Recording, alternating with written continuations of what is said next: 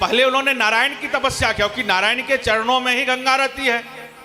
चरणों से निकली गंगा प्यारी, पावन करती दुनिया सारी, उन चरणों को सदा पखारूं, हे राजा राम तेरी आरती उतारूं।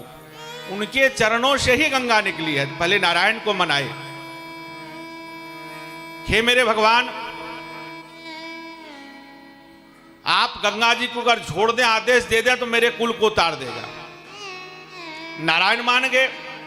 अब गंगा जी की तप किया कि आप चलो। गंगा जी ने कहा मैं चला तो जाऊंगा, लेकिन जब मैं उतरूंगा इतनी धार तेज होगी कि मैं पताल चला जाऊंगा। हो सकता है तू कल्याण के लिए काम कर रहा है, पृथ्वी भी रसातल में चला जाए मेरे साथ। कभी कभी ये होता है, किसी को मदद करने जाए, पता चला ऊपर से FIR हो गया हमारे ऊपर, हम तो उसको मदद करने गए थे। कई बार ऐसा हुआ, कई लोगों मैंने देखा, कोई लेना देना उसे पता भी नहीं घटना की, बेचारे वो मदद में चला गया। तो कहा तू तो अपने कुल को तारना चाहता है, पता जो कुल ठीक है वह कुल ही सब नाश हो जाए। बोले फिर क्या करें? बोले हमारे उतरने की व्यवस्था बनाओ, अगर उतर जाएंगे तो फिर नीचे कोई दिक्कत नहीं है। तो फिर भूत भावन कैलाशपति हमारे बाबा विश्वनाथ की तप किया, प्रसन्न हुए। बोले क्या बेटा, क्या परेशानी, क्या चाहते हो? बोले बाबा मेरे कुल को उतारना है, गंगा जी आना चाहते हैं, नारायण ने आशीर्वाद दे दिया है, नारायण ने कृपा कर दिया है, उतरने की व्यवस्था नहीं हो रही है। तो शिव जी ने कहा कोई बात नहीं, उसे बोलो मैं जटा बिछा दूंगा और उतर जाए।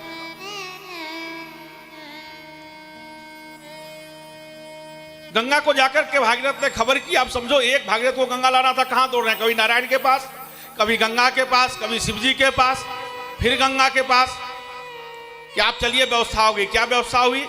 बोले बाबा भोलेनाथ अपना जटा बिछा देंगे, आप उतर जाइए।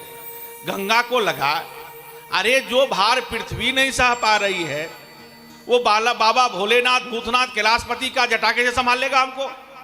जब जटा मुंडन हो जाएगा, मेरे साथ पताल में चला जाएगा, तब बाबा को पता चलेगा, हाथ फेरेंगे तब। बाबा अंतर्यामी है। देखो संत और भगवंत सब जानते हैं, भले बोले ना बोले आपको, वह जानिए जान होते हैं, सब कुछ जानते हैं। गंगा को अहंकार हो गया, बाबा को पता चला, और गंगा जब उतरी तो बाबा ने जटा में बांध दिया। आप लोग कथा जानते हैं।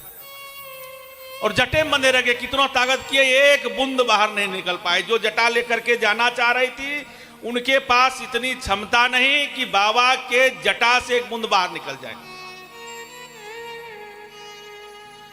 भागीरथ अपने यहां इंतजार कर रहे हैं कि अब गंगा आएगी, अब गंगा आएगी। गंगा तो आ ही नहीं रही है। खोजते खोजते नारायण के पास गए कि प्रभु आपने गंगा को भेजा नहीं। बोले भेज दिया, कब का गया? तो कहां गए? नारद जी, ब्रह्मा जी, नारायण साथ लेकर के चले कि देखें भाई यहां से निकले थे, यही रास्ता है। वहां जाकर के देखा तो बाबा के जटाओं में बंधे हुए हैं गंगा। बोले बाबा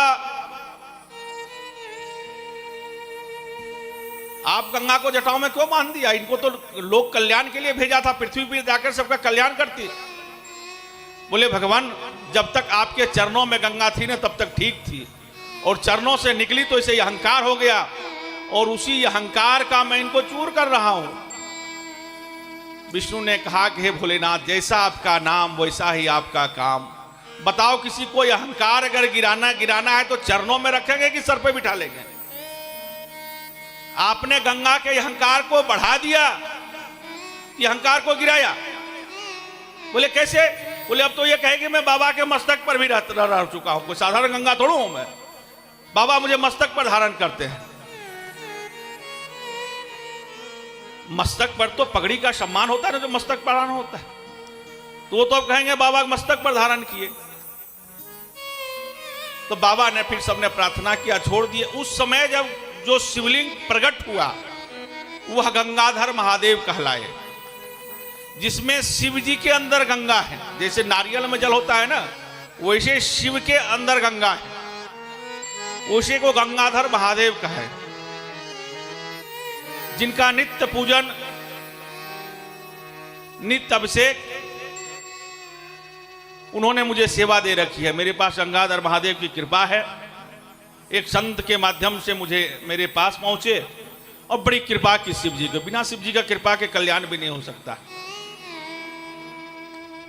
तो आज तो नहीं, कल सबको दर्शन होगा। कल यहाँ गंगाधर महादेव को लाएंगे कि सब लोग दर्शन करें। ऐसे 12 ज्योतिर्लिंगों का आप लोग दर्शन ही कर रहे हैं। अब समझो गंगा लाने में कितनी परेशानी हुई, वैसे इस श्री राम कथा रूपी गंगा को श्री राम गुरुकुल गो सेवा समिति के द्वारा लाने में कितना परेशान हुए होंगे, अंदाजा कल्पना लगा सकते हो।